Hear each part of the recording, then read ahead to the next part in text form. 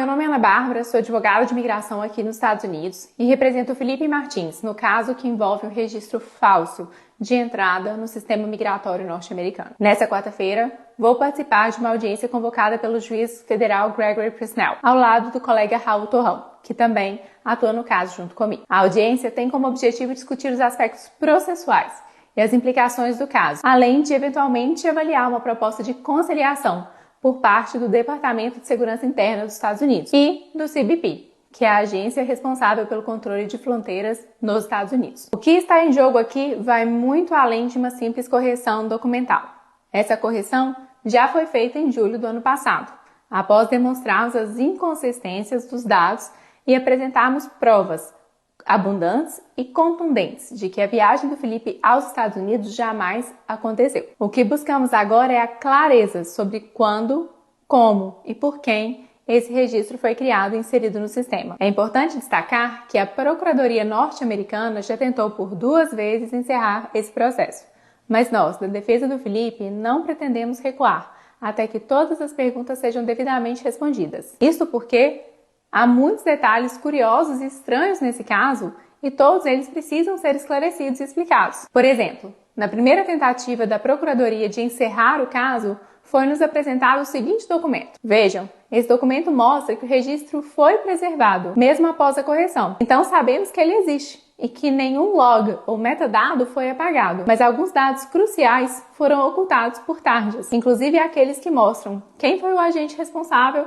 e qual foi a data de criação do documento. Para que vocês entendam melhor por que precisamos dessas informações, eu vou voltar um pouco no tempo. Em abril de 2024, quando o Felipe estava preso e eu fui procurada para assumir o caso nos Estados Unidos, a minha primeira ação foi de solicitar o documento que de fato poderia esclarecer qual foi a última entrada dele nos Estados Unidos, o chamado I-94, que é emitido pelo CBP no momento que o viajante ingressa nos Estados Unidos. Naquele momento, o Felipe tinha sido preso por ordem do ministro Alexandre de Moraes sob a alegação de que ele teria viajado nos Estados Unidos no dia 30 de dezembro de 2022. Os advogados dele no Brasil apresentaram provas de que essa viagem nunca havia ocorrido, incluindo passagens de voos domésticos que demonstram sua permanência em território nacional naquela data. Em março, a própria Procuradoria-Geral da República pediu a sua soltura, reconhecendo que não havia nenhuma evidência de que ele tivesse deixado o país. Mas ao invés de soltá-lo, o ministro determinou novas diligências pela Polícia Federal. Foi então que surgiu o chamado Travel History, um documento informal e sem validade jurídica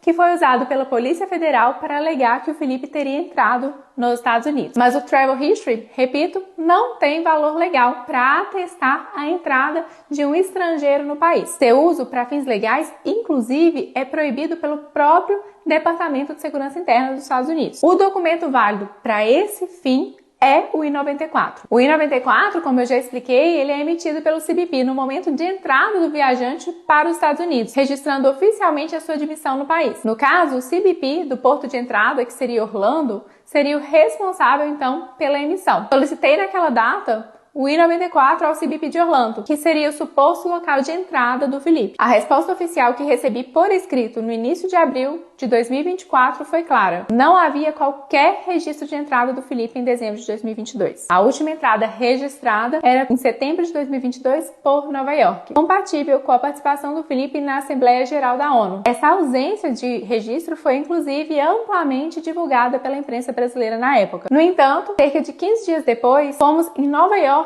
para solicitar o I-94 emitido por lá, para confirmar a entrada em setembro de 2022. E fomos surpreendidos com a informação de que então constava uma entrada por Orlando. Para explicar, o I-94, ele atesta a última entrada. O que poderia então ter mudado nesse curto intervalo de tempo? Retornamos então ao CBP de Orlando, foi quando tivemos acesso a um novo I-94, que não existia na nossa consulta anterior e que apresentava 3 erros graves. O primeiro deles, o nome do Felipe estava grafado incorretamente. Estava Felipe com E e não com I. como deveria ser. O segundo deles é que tinha uma classe de vistos diferente da utilizada por ele. Na época, o Felipe possuía apenas o visto G, mas o sistema apresentava um visto de classe A2, o que estava incorreto. E o mais grave, número 3. O número do passaporte no I-94 pertencia a um passaporte que havia sido perdido e cancelado quase 2 anos antes da suposta viagem. Fato que é comprovado, inclusive, por boletim de ocorrência. Após árduos processos de diligências internas junto ao Departamento de Segurança Interna, que é o responsável pelo CBP, conseguimos remover esse registro. Contudo, mesmo após conseguirmos a correção,